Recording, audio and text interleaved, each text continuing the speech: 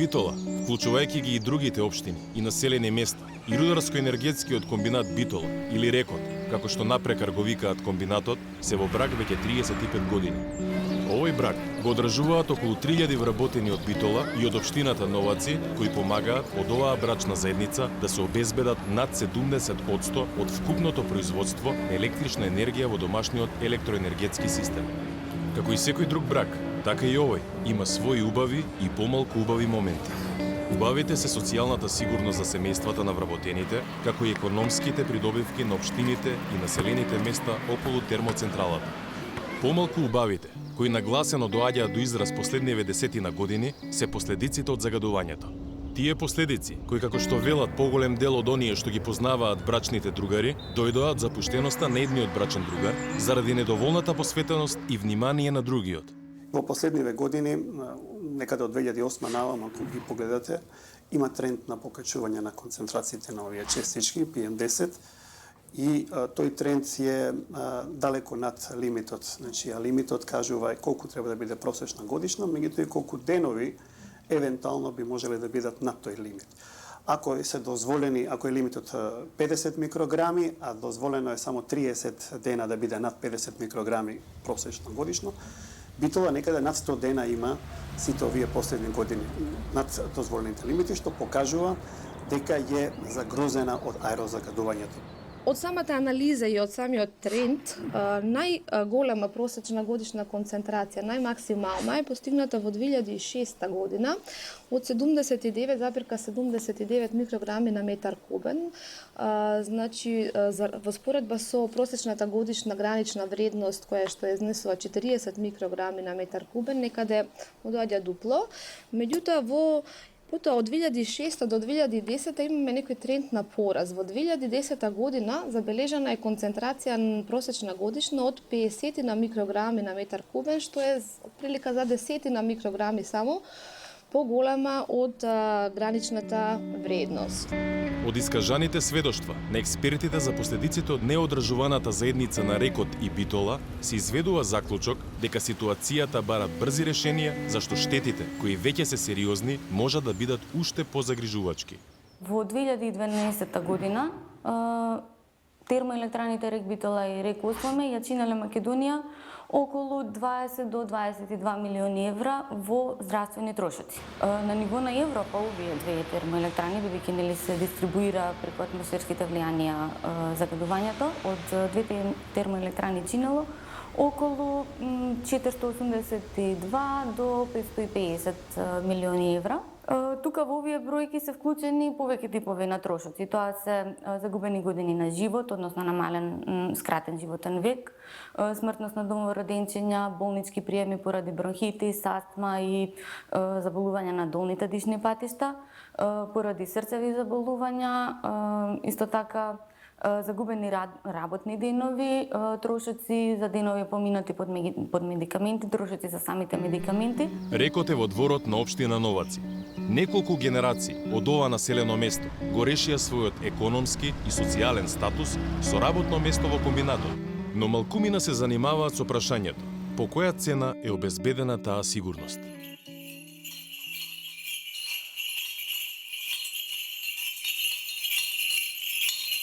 Да не речам сите, ама 90% од луѓето во неврзан разговор или во неофицијален го кажуваат истото. Ретко кога се радуваат на бел снег, од кога постои нели комбинатот, ретко кога лиштата ги сушат надвор, ретко кога се целосно насмеани од кога постои комбинатот, не дека е тој многу трагичен за нив, туку последиците кои тој ги нанесува сам по себе не им дава за право целосно да се опуштат.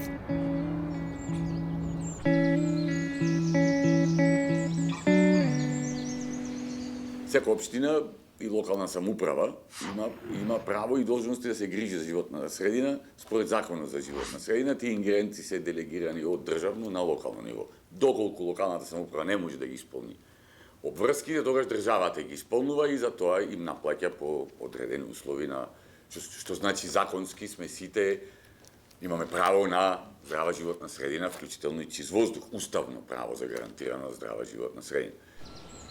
Ајде да одиме уште еден чекор понатаму. Да видиме што поточно предизвикува овој степен на загаденост на воздухот и на другите фактори на животната средина. Како сето тоа влијае на човечкото здравје? Сигурно е дека еден дел од хроничните болни, како со респираторни заболувања, хронични респираторни заболувања, така и со кардиоваскуларни заболувања, за жал починале како последица од аерозагадувањето. Аерозагадувањето е безмалку причина за многу болести, безмалку на сите органи и системи. Примарно е на белодробниот систем, меѓутоа исто така уште попримарно е и на кардиоваскуларниот систем, бидејќи делува на крвните садови, прави еден тип на артериосклероза и исхемичните болести на срцето и на мозокот се исто така доста поврзани со аерозагадувањето, посебно кај постарата популација. На понатаму малигните болести сега веќе излегува во прв план, пред нормално малигни болести на белодробниот систем, меѓутоа веќе аерозагадувањето е докажан канцероген елемент. И според анализите на Светската банка, загадувањето на воздухот во Македонија е многу концентрирано. Скоро целото загадување доаѓа од 6 главни индустријски капацитети, додека 3 големи индустријски загадувачи се одговорни за 92% од емисиите со ефект на стаклена градина, а тоа се Тетовската металургија и двете термоелектрани на јаглен Осломеј и Битола. Една од целите на оваа студија е да ги потенцира влијанијата на термоелектраните на јаглен врз здравјето на луѓето. Секако, лошиот квалитет се сложувам со вас, негативно влијае на здравето на луѓето. Значи не само за Битола, него за сите граѓани на Република Македонија. Сведоци сме дека во Скопје во последниот период и во Тетово воздухот е до некаде со полош квалитет него во Битола во овој период. Разни студии се концентрираат врз влијанието на здравјето од страна на опасните загадувачки материи кои произлегуваат од термоелектраните на јаглен. Главните причини кои што се причина за аерозагадувањето на генерално поле, на европска, а ние сме типичен пример за тоа е употребата на фосилните горева, значи јагленот е во голема употреба, неконтролираната, некритичната употреба на транспортот, значи индивидуален транспорт, немате јавен транспорт и несоодветната урбанизација. Тоа е типично како за Скопје, така и за Битола.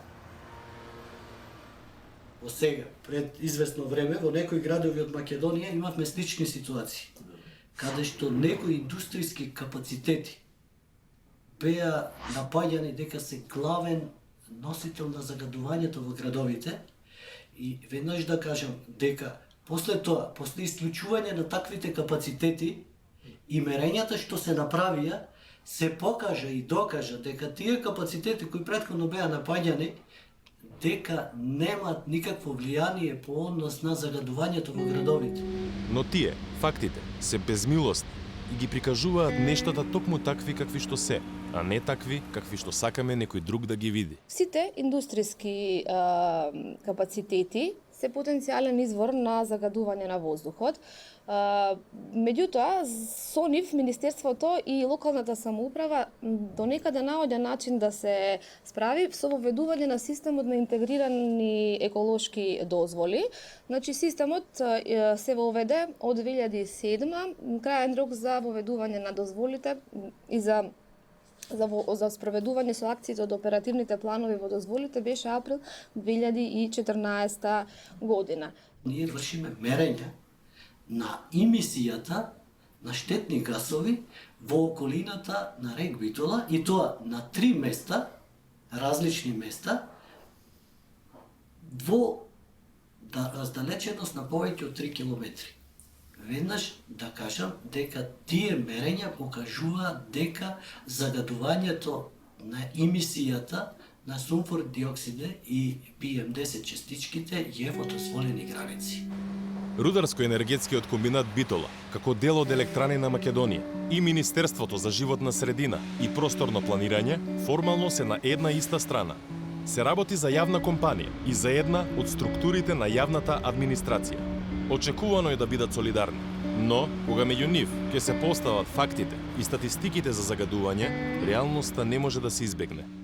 Во споредба со другата анализа, односно другата гранична вредност дефинирана среднодневна, која што не треба да биде надмината 35 пати во текот на годината. Значи, сведоци сме дека како и во Битола, така и во останатите градови имаме надминување на оваа гранична вредност. Значи, некаде се движи од 70 денови во текот на годината надмината среднодневна гранична вредност до 190 во 2006. Значи, бројот на денови со надмината пропишана гранична вредност. Што всушност представуваат PM честичките? PM честичките се суспендирани честички со големина од 10 микрометри кои минуваат ни селективен филтер со 50% ефикасност на непропустливост. Според податоците на Светската здравствена организација, овие честички продираат до алвеолите на белите дробови и може да се наталожат во нив. PM честичките со големина од 2,5 микрометри минуваат ни селективен филтер со 50% ефикасност на непропустливост. Според податоците на Светската здравствена организација, овие честички може да продрат директно до крвта и да го нарушат незиниот физичко-хемиски баланс. Честичките имаат два аспекта. Едното е механички аспект, таа е големината, кој што го иритира белиот дроб и дава бронхит и емфиземи, и има хемиски аспект, што е во полнежот, што велите вие. Ако се работи за класично загадување од јаглен, каде што доминира јаглен, а не металургијата, тогаш е јагленски полнежот и тоа е канцероген потенцијал. Меѓутоа, ако во таа околина имате, например, фени, кој што ќе даде железо, ако имате југохром, кој што ќе даде хром, ако имате макстил, кој што исто така има некоја никел, железо и тие, значи тешки метали, тие тешки метали во тој полнеж ќе имаат своја дополнителна улога, ќе влезат во крвниот систем и зависно кој тежок метал е, тие си имаат некои своји афинитетни органи. Многу млади луѓе стануваат се поалергични и поалергични, не на класичните алергени од типот на полен, трева, прашина, туку на чад. Дали дојде од големото присуство на чад во нивниот живот како пушачи, со лошите навики што ги имат, дали иде од само аерозагадувањето, не можам да тврдам. Меѓутоа, бројот на алергиски и респираторни хронични заболувања се зголемува. Прашањето што логично се наметнува, зошто досега немало посоодветна реакција на овие феномени? Или ако имало, зошто немало соодветен одговор? Зашто очигледно е дека оваа ситуација еден подолг период е без реакција. Има ли причина некој да ги крие или штима податоците? Увидовме дека општина Битола е уствари единствена општина која што се занимавала со овој проблем и која што во текот од 2006 до 2011 вршела некои испитувања со странски експерти и направила една пилот програма каде што буквално се е кажано во тој период. Односно, кој загадува, колку загадува, кои мерки треба да се преземат, краткорочни, среднорочни, долгорочни. Значи, ние стигнавме до тој документ и бевме срекни дека стигнавме до документ, но она што не ни израдува беше тоа што тој документ излегол во 2013, а веќе на крајот на 2014 никој ништо не превзел. После 35 години излегол не можам да кажам, бидејќи не сум бил јас свесен до пред 5 години, или до пред 2 години, или до пред 3. Не сум имал таква свесност дека до толку се загадува. Јас кога станав на некој начин свесен, кога ги слушнав проблемите на луѓето, нивните здравствени проблеми, бидејќи одејќи кај нив дома, кај секој од нив или кај повеќето од нив, слушам како бил на лекар, па не знам, некоја бактерија му нашле, па не може да се излечи и така натаму, и сето тоа почнува и вас да ве паничи, бидејќи и вие сте тук. Тргнувајќи од некој, можеби ќе речете себичен мотив, ама тргнувајќи од некој личен мотив, почнувате да истражувате зошто е тоа така тук. И кога ќе наидете на некои резултати кои просто ве паничат, ред е да викнете оф. Колку и да ви е тешко, колку и некој да ве пресилува, ред е да го испуштите тој крик. Веројатно јас го сметам за само еден крик. Некои велат, ружата на ветрови, како што обично се нарекува движењето на ветровите, е таква што придонесува штетните материи од оджаците да не се упатуваат кон градот. Технички факултет, употребувајќи еден специјален софтверски програм кој се користи и во Соединетите Американски држави, направи еден модел, по кој модел точно се знае и во тој модел ружата на ветрови е север-југ. То морам да го потврдам. Исто така, значи не само ова претходно што го кажавме при градбата на електраната, не само што се водеше сметка за ружата на ветрови се водеше сметка и за висината на оджакот. Значи, морам да кажам дека висината на оджакот е 250 метра, а тоа значи дека имаме целосна суспензија на штетните материи и намалување на самата концентрација во воздухот. Кога веќе има одговори на претходно елаборираните прашања, она што следува е идентификација на најсоодветните акции за да се санираат состојбите во одреден период, а потоа и да се пронајдат соодветни решенија за нивно надминување. Точниот процент на аерозагадување кој доаѓа од Битола, од рек Битола во Битола, нити би го истражувал, нити го знам. Дали е 30 или 40%, акции кон рек Битола мора да има, затоа што и на генерално, на национално поле, рек Битола најголем загадувач. Меѓутоа, сообраќајот и исто така дали е прв, втори или трет, нешто што мора да го превземе за да го минимизираме и конечно грејењето е еден од поголемите проблеми, бидејќи тоа истовремено и социјален проблем. Вие не може да на населението му наведете да енергетски ефикасно се загрева со ниско загадување, а да не му субвенционирате, односно да не му помогнете да набави такви грејни тела. Секако најзасегнати страни во оваа ситуација се граѓаните на Битола, Новаци и другите населени места во регионот. Но и засегнатите кои го застапуваат рекот, неговото раководство и оние во Елем. И тука се соочуваме со прашање: кои се нивните мотиви, загрижености, погледи? Зошто е отстапено од роковите за имплементација на интегрираните дозволи, кои представуваат систем кој е наменет за големите индустријски капацитети, со кои треба да се намали нивото на загадувањето, односно да се намалат емисиите што ги испуштаат капацитетите во животната средина. Интегрираните дозволи требаше да стартуваат до крајот на 2014, но нивната имплементација е одложена за крајот на 2018 година. Дали заради тоа, граѓаните го плаќаат данокот за рек како најголем производител на струја и стратешки објект со нивното здравје? Значи, сигурно тоа изнесува големи финансиски средства сега. Тоа не е само одлука за Македонија, ова е применлива одлука за повеќе европски држави и не е едноставно да се применат вакви техники кога знаеме дека 70% од електричната енергија во Македонија се произведува во рек Битола. Значи, сепак да бидеме свесни дека ова чини многу пари. Најбитниот дел е онај дел кај што вршиме зазеленување на сите површини и каде што вршиме пошумување. И тоа можам да нагласам дека во последните 2 години имаме пример на 15 хектари во комплетната околина на рек Битола засадено 50.000 багремови садници. Она што се прави, начинот на кој се справуваат со проблемите кои не треба да се, начинот не е правилен. Значи начинот на кој се справуваме тука со загадувањето е неправилен. Значи вие не може да истурате пепелта надвор, на отворено. Затоа што првиот ветер што ќе дувне ќе ја донесе до овие жители. Овие се нема ни 2 километри од капацитетот. Значи овие се жители живеат на 5 километри од депонијата во Мегленци. Страшна миризба доаѓа и од таму и не само миризба, туку загадување. Тука поминува секој камион кој ќе одлага смет, поминува по овој пат. На 300 метри од школото кај што учат дечињата, на 30 метри од градинката. Значи тоа е се вкупно, знаете, само се долива масло на огно, само се долива и некој дошол веројатно тука како мене, не дека сум јас посвесен од нив, но веројатно луѓето седејќи на гранката на која седат сметале дека ако станат и проговорат ќе си ја сечат истата. Јас не сметам дека седиме на некоја гранка која си ја сечиме, бидејќи таа гранка е, како што ви реков, трула. Сама по себе за брзо ќе се скрши. Не мора да ја сечиме.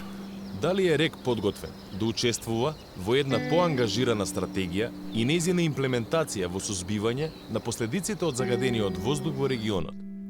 Како и со што може да учествува рек во овие стратегии? Со нашата инвестиција која следи, ќе треба да ги намалиме частичките на 20 милиграма на нормален метар кубен и со самата инвестиција не само што ќе ги намалиме 12, но планираме многу повеќе од таа норма која ќе настапи во почетокот на 2018. Значи негде планираме околу 4-5 милиграма да биде испустот на PM10 во атмосферата. Доколку се применат граничните вредности според директивата за индустријски емисии, 411 од 447 предвремени смртни случаи би можеле да се избегнат. Исто така, во врска со бронхитисот кај децата кој што се јавува, од 60 деца, 55 би можеле да поминат без бронхитис. Значи, само 5 случаи би останале, доколку не зборуваме за комплетно елиминирање, туку зборуваме само за применување на граничните вредности според директивата за индустријски емисии. Очигледно е дека постојат разлики во приоритетите и пристапите за решавање на проблем. Како да се соработува во таква ситуација, кога од една страна на ризик е ставено здравјето на граѓаните, а од друга страна функционирањето на економијата, индустријските постројки и животот на граѓаните. Сето тоа заради преголемата зависност од струјата што се произведува во река. Граѓаните на Битола одлучија да го активираат и уставно да загарантирано право на јавен протест.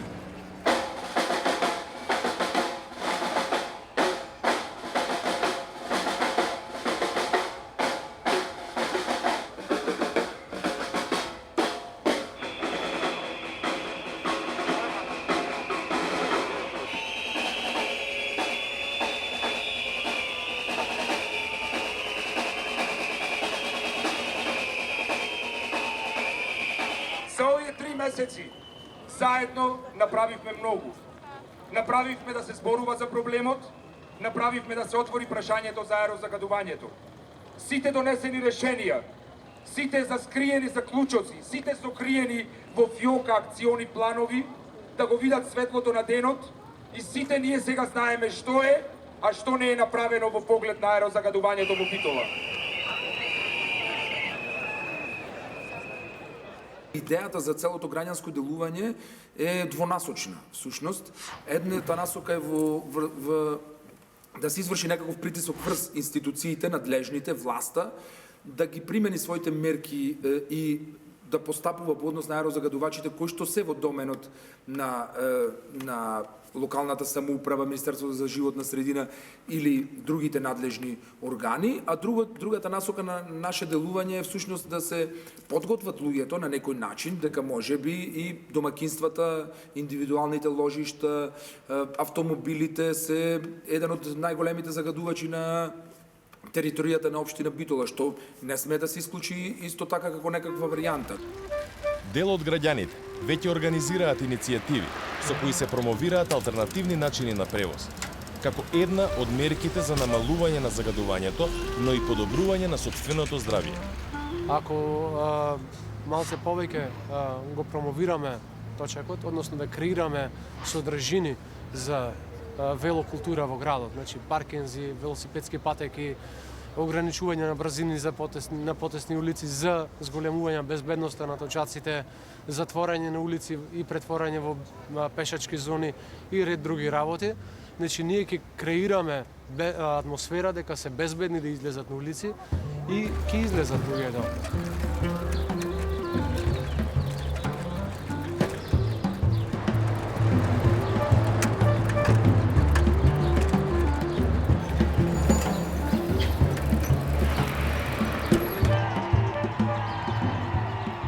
Спортистите генерално и бившите и сегашните се поретки посетители на нашите амбуланти. Од тука иде еден заклучок многу едноставен. Народе, изволите, вежбај, спортувај, јаче го имунитетот, живе здраво и ќе има помали последици и од аерозагадувањето и од сите други фактори кои што ни го загрозуваат здравјето. Термоелектраните на јаглен ќе продолжат да бидат главен извор на енергија во Македонија во следните неколку децении. Заради тоа, важно е донесувачите на одлуки да имаат пристап до сите релевантни информации, со цел да носат одлуки со кои ќе ги земат во предвид и здравствените ефекти од загадувањето. Дополнително, граѓанските организации и јавноста воопшто треба да бидат свесни за проблемите и можат да имаат значителна улога во мобилизирањето на поддршка за потребните промени. Фокус кон големите загадувачи, кон давањето на дозволи за кои што веројатно ќе зборувате и со оние специјализирани установи и агенции, е исто така многу битен. Нема тука отстапување, мора да се инвестира во пречистување на воздухот, затоа што ако ги кажеме колкави се економските штети од здравствените последици, ќе видиме дека повторно е поевтино да инвестирате во еколошка заштита, па макар и државата да помогне тука, не само индустријата, отколку да ги трпите последиците директни и индиректни, болести, смрт и отсуство од работа. Значи, Тие се фокусите, здравството што може да направи така да представува некоја лоби група која што ќе ги притиска оние да ги презимаат мерките и на локално и на централно ниво и да биде подготвено не да ги брои жртвите, него едноставно да заедно со невладините можеби организации да анимира на подигнување на таа свест. И мораме самите од себе први да трениме како свест. Меѓутоа мораме да побараме и од надлежните да го сторат она што му е надлежност, односно што му е обврска, односно како што вели законот. Значи ние имаме уставно право за чист воздух. Тоа некој нас треба да ни го обезбеди. Чудни сме ние луѓето, додека сме млади и здрави, работиме и печалиме за да можеме на старост да се лекуваме. Така да многу е тоа некако за мене нелогично. Ако е така, ако прифатиме дека е така, дека треба овие луѓе, вклучувајќи и мене, да работиме додека сме млади и здрави, за да можеме да плаќаме лекови на старост, јас прв се откажувам од таквата идеја, пошто за мене не нелогично, туку за мене не етично, туку сосема нелогично. Значи има начин, како и за се, така и за ова. Има сигурно решение, но веројатно некој поумен од мене го нашол тоа решение, сега зашто тоа не се применува, ќе прашаме оној кој треба да го применува. Решенијата не доаѓаат никогаш од горе. Тоа е еден од митовите кои се распаѓа пред се поголемата свесност на граѓаните. За некои прашања, тие самите, непосредно, со граѓански акции во рамките на законите и процедурите, може да придонесат да се решат различни прашања од нивен интерес. Битола веќе го отвори тој процес, но еден од најголемите предизвици на граѓанските активисти ќе биде како нивните сограѓани да ги убедат да бидат активни учесници во процесот, наместо пасивни наблюдувачи на она што се случува околу нив.